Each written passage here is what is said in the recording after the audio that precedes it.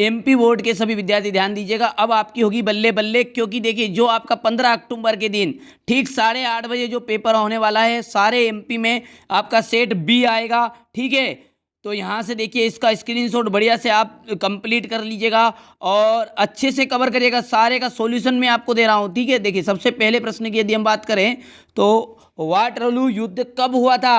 1815 ईस्वी में। रूस की क्रांति कब हुई? 1917 में। जर्मनी ने मित्र राष्ट्रों के सामने कब समर्पण किया? तो मई 1915। निम्नलिखित में से कौन सी लवणी जल वाली झील है? सांभर।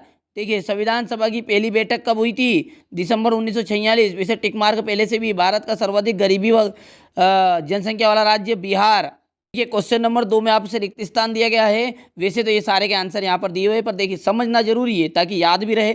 सन 1917 की सर्दियों में रूस की राजधानी देश की हालत खराब हुई थी, पेट्रोगाड। ठीक है, फ्रांस की मुद्रा जिसे 1794 में समाप्त कर दिया गया था वो थी लीवे। क्या थी? लीवे।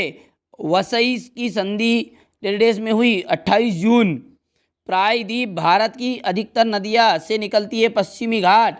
नागरिक के साथ उसकी जाति, धर्म और लिंग के आधार पर क्या नहीं करना चाहिए? तो भेदभाव नहीं करना चाहिए। वर्ष 2011-12 में मोटे तौर पर 1.5 करोड़ लोग निर्धनता से में जीते हैं, तो 27 करोड़। ठीक है, चलिए सही जोड़ी देखते हैं। विश्व का सबसे बड़ा देश, देखिए सही जोड़ी आपकी 2 पेज में है तो इसलिए यहाँ पर मैंने इनका भी स्क्रीनशॉट ले लिया है, देखिएगा। और पीडीएफ अच्छे से तैयार की गई है आपके लिए। विश्व का सबसे बड़ा देश, सबसे बड़ा देश आ जाएगा रूस। सक्रिय ज्वालामुखी भी कहा जाएगा बेरन द्वीप। देश में कानून बनाने का अधिकार भैया संसद को है। भारत के उप प्रधानमंत्री सरदार वल्लभ भाई पटेल। प्रधानमंत्री स्वरोजगार योजना आपकी कब शुरू हुई? 1993 में। और जैव प्रौद्योगिकी का अंतिम आ जाएगा आपका तृतीय क्षेत्र। ठीक है, तो वैसे नंबर लिखे हुए हैं, स्क्रीनशॉट ले लीजिएगा, नहीं लिया तो। चलिए अब देखते हैं एक वाक्य में उत्तर। देखिए तो अब्दुल कलाम आज़ाद का जन्म कहाँ हुआ था? सऊदी अरब में हुआ था। 1928 में भारत का संविधान किसने लिखा? मोतीलाल नेहरू ने। राष्ट्रीय काम के बदले अनाज योजना कार्यक्रम किस वर्ष लागू की गई? वर्ष 2004 में। मानव पूंजी का एक महत्व बताइए? आर्थिक विकास। वॉल स्ट्रीट एक्सचेंज क्या था? शेयर बाजार। लुई सोल्वे को मृत्युदंड कब दिया गया? 1793 में। ठीक है, चलिए इसके बाद में सत्य है। भारतीय संविधान लिखने वाली सभा में 299 सदस्य थे। सत्य। भारत का सबसे गरीब राज्य पंजाब है। असत्य।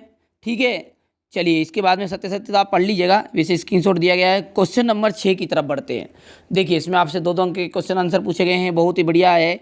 सिंधु नदियाँ कहाँ से निकलती हैं? नमामि देवी नर्मदे क्या है? वैज्ञानिक की वानिकी क्या है? लेटवेक्स का उपयोग बताइए। आरक्षण का क्या अर्थ है?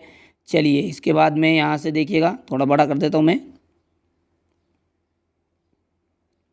आरक्षण का क्या अर्थ है?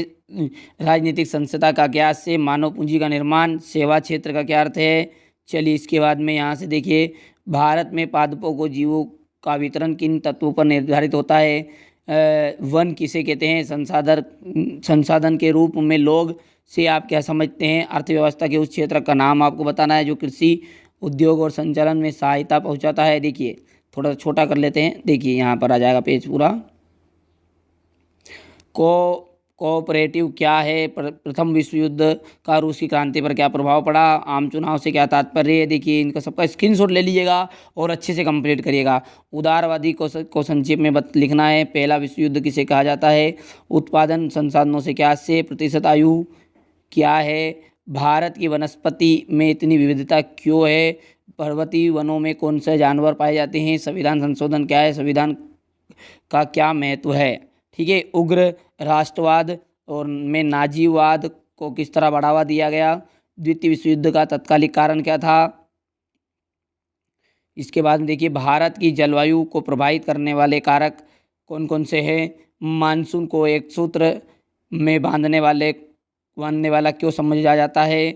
चलिए इसके बाद क्वेश्चन नंबर 20, क्वेश्चन नंबर 21, इसके बाद क्वेश्चन नंबर 22 में आपसे देखिए प्रजातंत्र के गुण पूछे गए हैं, लोकतंत्र के दोष, और ये अंतिम आपका प्रश्न जो है भारत में निर्धनता के कारण।